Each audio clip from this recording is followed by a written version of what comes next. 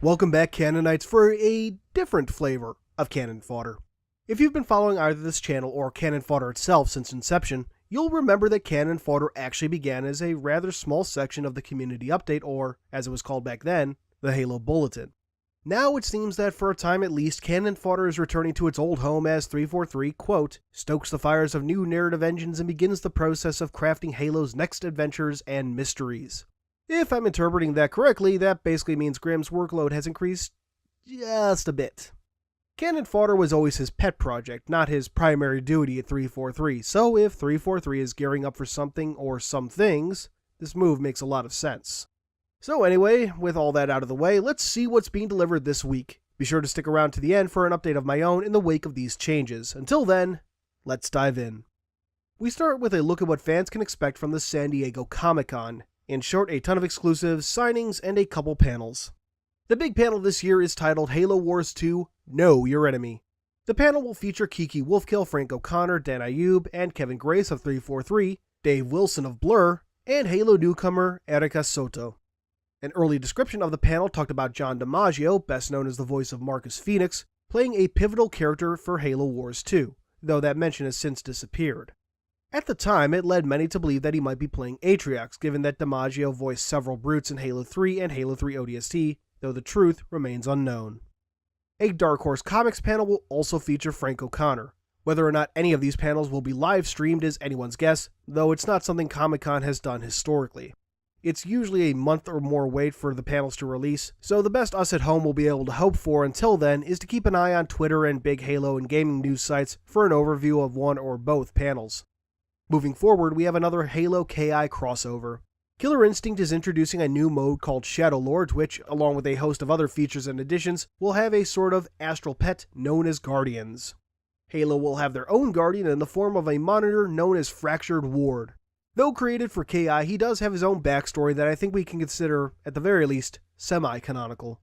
Fractured Ward is a powerful AI construct created by the long-vanished Forerunners to aid warriors on the battlefield. While assisting in the defense of a vital teleportation array, Fractured Ward was thought lost in the facility's catastrophic destruction. The battle against Gargos has widened the cracks between worlds, releasing Fractured Ward from eons of lonely wandering in a crumbling refuge hidden between dimensions. Built to defend and protect thinking life, Fractured Ward has identified this planet's heroes and works with them to heal fractured breaches in reality caused by demonic incursions. I'd love to know more about what sort of facility Fractured Ward was defending, and what else he may have done before disappearing into the space between spaces. The next section is a few pressing cosplay questions from the 405th, Halo's dedicated cosplay community. The first asks whether or not armor seen in Halo 4 but not in Halo 5 could work with the unique tech suits seen in Halo 5.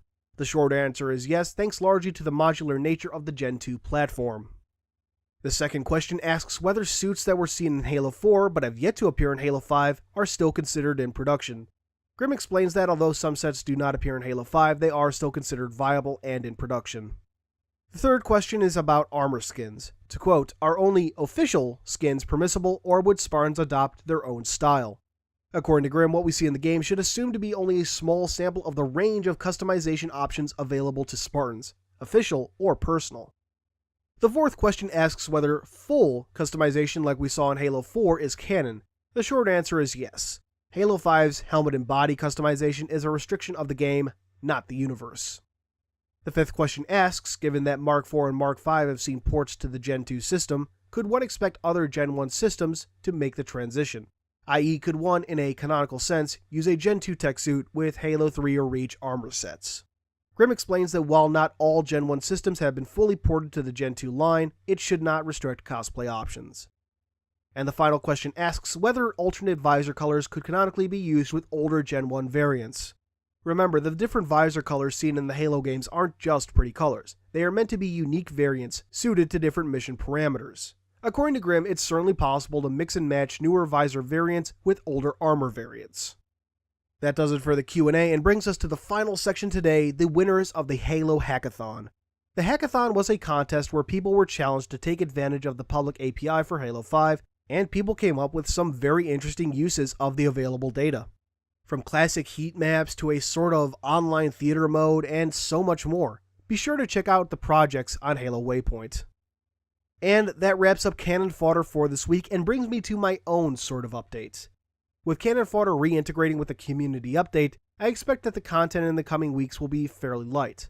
While I still intend to report on it, there will likely be a lot less to discuss, meaning I have to get off my lazy ass and provide some real content of my own rather than riding Grimm's coattails. So going forward, I am aiming to get one unique video out per week, no matter what that is. Currently, I'm working on a Part 7 of the Halo story series, covering the years between the Human Forerunner War and the Return of the Flood, but I also have other projects in mind. Those include a new video about Naomi 010, a video on the insurrection, and something you've all been asking for a very long time, a video series reviewing older Halo media starting quite appropriately with Halo: The Fall of Reach. Now, let's just hope that I can stick to my word for once. Thanks for watching as always, and until next time, this has been Halo Canon. Hey guys,